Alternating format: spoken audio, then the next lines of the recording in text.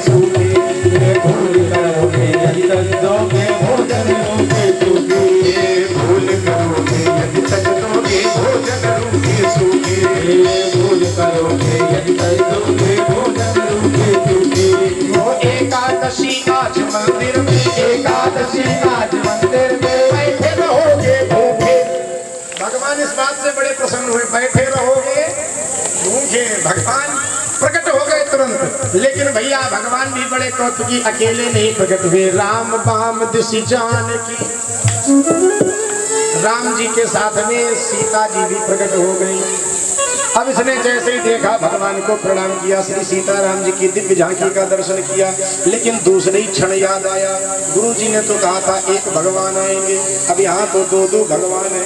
अब मैंने एक भगवान की व्यवस्था की, हमें लगता है पूरी नहीं तो आधी तो एकादशी कराई देंगे। रोटियों की तरफ देखे, फिर भगवान की तरफ देखे। भगवान ने कहा क्या बात है, क्या करते? बोले कुछ नहीं महाराज। नहीं फिर भी बताओ। बोले बताएं क्या महाराज? गुरु जी ने कहा था कि भगवान का भोग लगाना मत भूलना, लेकिन ये नहीं बताया था कि दो भगवान आएंगे, हम तो एक भगवान की व्यवस्था की। लेकिन महाराज आप इतने अच्छे लगते हो कि आप पाओ, अब जो होगा सो देखा जाएगा। अब पूरी नहीं तो आधी तो एकादशी करा ही दोगे, चलो कोई बात नहीं, पाओ आप पाओ।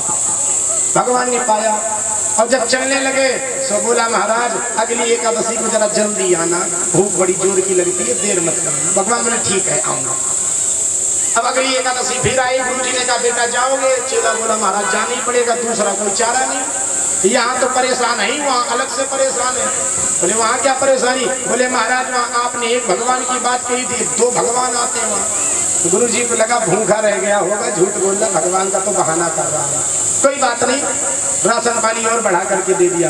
अब गया भोजन बनाया, फिर लगा पुकारने सीताराम आइए, राजा राम आइए, मेरे भोजन का भोग लगा। सीताराम आइए, राजा राम आइए, मेरे भोजन का भोग